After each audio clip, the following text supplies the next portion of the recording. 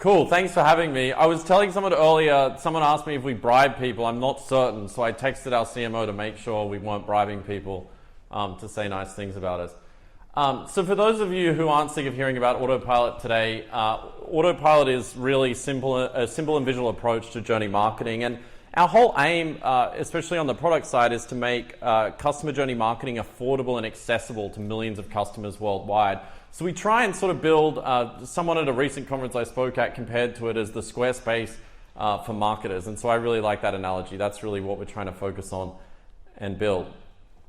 So I wanted to talk today about us, everyone in this room. I was speaking earlier just outside with Alex, and we were talking about how conferences like this are really good therapy sessions for all of us. It's a chance to talk about what we're doing well at, areas that we haven't figured out, and we can all work together to try and figure this shit out together, to be quite frank. But one thing at these conferences we rarely talk about is, the one thing we do talk about is that, this idea of marketing and marketing automation and account-based marketing and optimizing our emails and our subject lines. And we talk about our own efficiencies, automating generic tasks. But we rarely talk about the customer experience we're actually creating and doing that for the end user. I, like many of you in this room, get hundreds of emails today. I frequently see ads for products I've already bought. I even have logged tickets about products that I hate. I'm like, this product sucks.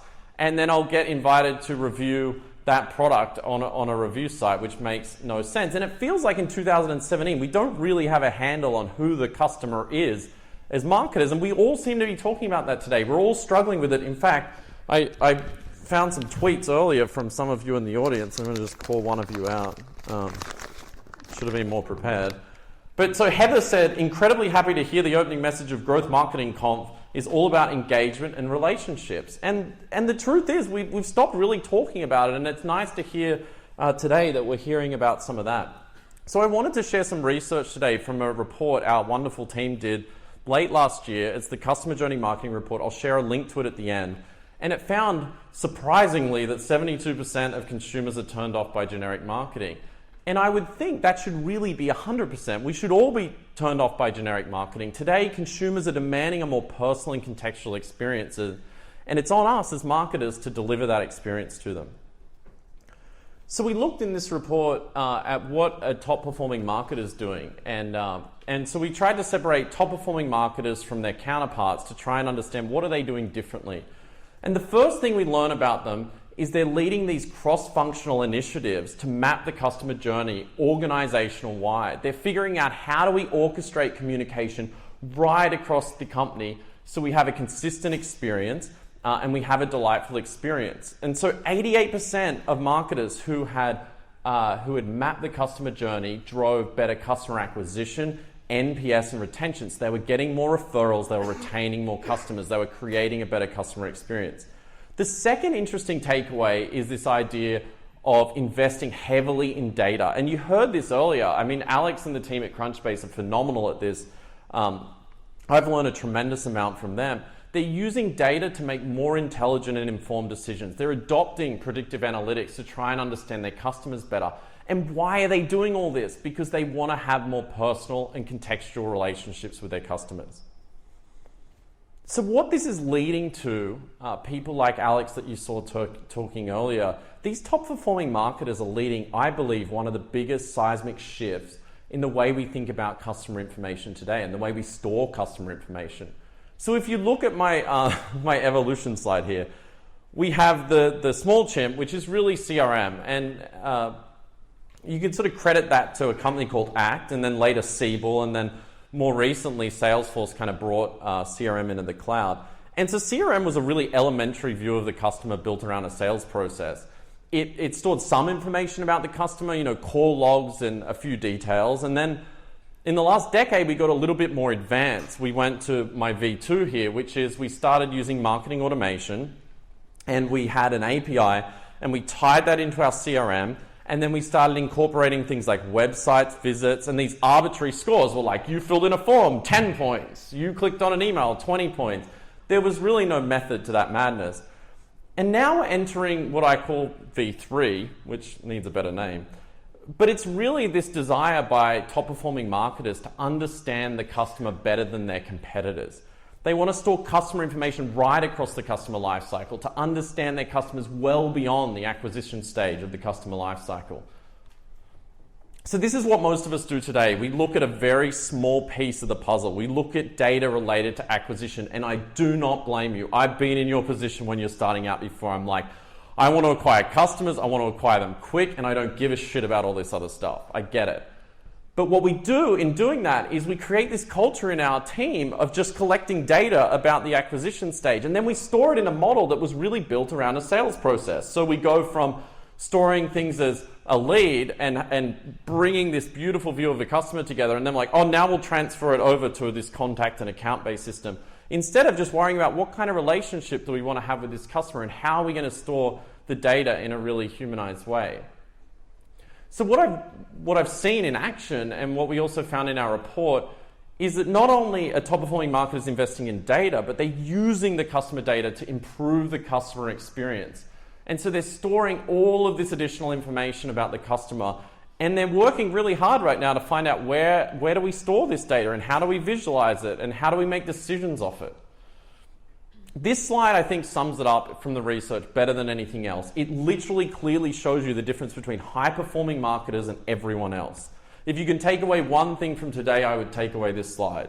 It says 29% of top-performing marketers are focused on brand awareness, followed by customer satisfaction. The other guys are still stuck in the past. They're stuck in the last decade. They're just focused on customer acquisition, and they're not thinking through creating this great experience for their customers.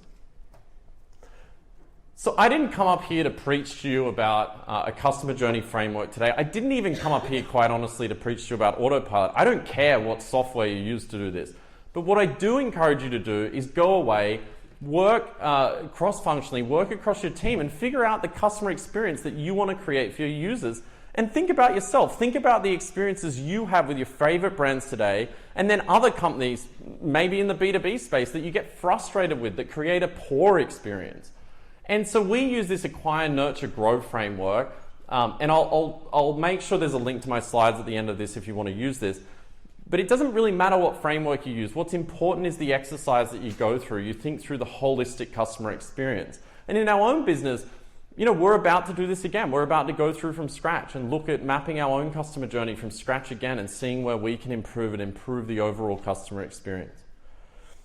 So rather than just rant about data and customer experience and all of these fancy buzzwords, I thought I'd just give you a few examples, some practical examples of, Dan touched on this earlier about using event-based data and various other data in the customer journey to really have an impact and create great relationships with customers. So I'm giving you some real examples we use at Autopilot today with real analytics from those results so you can get a sense of what I mean.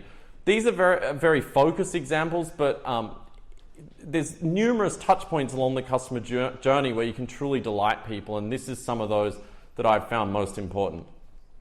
So we get a lot of trial signups at Autopilot. In fact, so many that obviously they're not all going to convert, and it's no difference if you have an e-commerce store, you sell another product, or you have a physical product in the real world. Not all customers are going to buy straight away, and none of this is new. Lead nurturing and the concepts have been around for a decade, as John Miller spoke about earlier today. But what's important is, as we begin to nurture those leads, we start to accumulate a wealth of information about them. What events they're doing in the product, how deep was their trial experience if they've had one, how big is their contact database size. This particular example is focused on if they've never tried our product. And we look at things like demographics, job title, company size. We use predictive lead scoring with Infer as well internally. But the important part is we are able to provide the same experience at scale to the majority of our sort of self-serve SMB customers, as well as our higher tier customers where we might want to engage them through a sales rep. And we've thought deeply about this experience. We're able to put things like a Calendly link in the email to allow them to self-select and book a time. So we improve the life of the salespeople in the company as well. They can come in each day, look at their calendar, and they've got booked meetings where they're easily able to see the context about the relationship that we have with that person. And you can see from the stats alone, the people we've nurtured through this methodology are converting at almost 3 times, and the ASP is almost 1.5 times higher. The second is, how do I identify people who have high intent but haven't converted? So we put all of this work into nurturing. We put all of this work into learning a tremendous amount of information about our customers. And then they get to our trial sign-up page and they don't actually convert. They don't fill in the form. And so we thought about this, and often at times people are distracted. I know some people have kids and their kids might be upset and they're like, oh, I was going to sign up to this, but I forgot. Or maybe like me, they have chihuahuas that are really needy and you get distracted by your 2 chihuahuas. And so what we did was we said, well, how can we create this remarkable experience when these people are otherwise interrupted, when we've seen the intent, they've shown intent to try our product, but they're not converting for whatever reason. So not only do we send them emails and in-product messages and on-website messages, but we send them a message that's from the person they've been talking to on our team. So in this case, if they've been talking to Clay, an email comes from Clay and it says, hey, I saw that you kind of went to the trial page and we're going to sign up. Do you need any help? Can I help you? And this journey basically follows them and makes sure that if they want help, they get it, and gives us the best chance possible of converting those users. We also use on-site notifications. So if you revisit Autopilot, it says, hey, we saw that you wanted to try our product. If you want a quick start into the trial, click this button and it'll take you straight through. So we were able to recover 32.6% of these people. You can see it's beating our little goal here, just by identifying this part of the journey where for whatever reason the experience fell down. And the great thing is people have responded incredibly well to this. Most of the time they're like, hey, thanks, I actually did and just forgot about it. The next one is, are people getting the answers they need from our knowledge base? This is a really interesting one. I think everyone in the room should copy it. So we found out that basically in our knowledge base for more complex use cases, people go in and they search for things and they're like, what the hell, how do I do this? And when we first started out especially, we didn't have content for a lot of those topics. We were still learning about the kinds of content that we needed to produce. And so what we realized was, when they hit this wall, what if we detect that? What if we realize they're stuck on this page and we send them a simple message based on where they're at in the customer journey? So this particular one comes from a customer success person reaching out to them who they've interacted with before, saying, I noticed you were searching our knowledge base recently. Were you able to find what you were looking for? Is there something I can help you with? Super simple, but it truly delights people as part of the overall customer experience. They're like, holy shit, yes, I've got examples. I need help, or I'd like to schedule a demo, or various other feedback. 20% of these people go on to become customers. That's how delightful this experience is. So here's an example for you. This one came from Peter. I was hoping to set up a demo. Would it be possible this Wednesday? So it's a super qualified lead. He copies in the sales team and we're good to go. The next is, how can we get our promoters to help spread the word and make them feel special? So this one is super cool. We actually stole this from one of our customers. We did not invent this, but it works tremendously well. So basically, we do Net Promoter Score, and I think everyone in this room should do Net Promoter Score. Firstly, it keeps you honest. Secondly, it's a leading indicator of your success, in my opinion. So we would send this email saying, a huge thanks for rating us positively. There's an equal one if you rate us negatively. It comes from me, and it says, please give me brutal feedback. I'm listening, and I do. And so it encourages them to go and rate us on a various sites. So this particular example is G2 Crowd, but our marketing team is super smart, and they actually split the journey up so we get an even spread of reviews across all the review sites. And they get a little reward too, so they get an Amazon gift voucher. And it's a personal outreach from me. I reply to all the emails if they respond to me, and 44% of these people go on to review Autopilot. They're also super happy to do it because, of course, they're promoters. So here's some examples. Done and posted to LinkedIn. Thanks, Mike. Mike, that's done. Keep up the great work. Hi, Mike. Not a problem at all. And this guy goes on to give me some really good feedback about the product, which I found incredibly useful. So the next, and I believe final, is how can we help our customers get more value out of our product? So we understand the customer journey as you not only onboard into the product, but after you purchase the product, we still know it's our job to get you ROI. When someone gives us $1, we want to give them a few dollars back. That's our whole philosophy of building the product. And so we actually nudge them. We nudge them along, telling them this is the next thing you need to do to grow your business. So in this particular example, it says, nice work adding the tracking code, Mike. You can now convert anonymous visitors to your website into leads. Learn how. So we know after people add the tracking code, the best next thing they can do to get value is add these proactive heads-up messages to their blog and their website to start acquiring new leads and thus nurture them, hopefully, to a sale.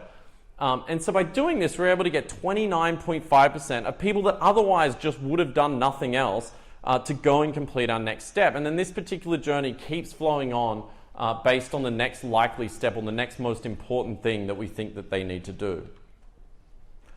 So wrapping it all up, how are top performing marketers winning?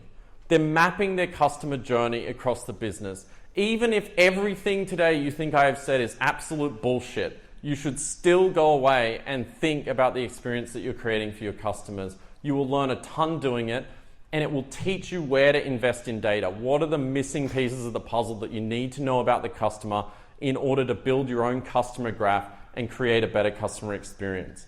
They're then using this information to build those personal and contextual journeys across this sort of acquire, nurture, and grow framework.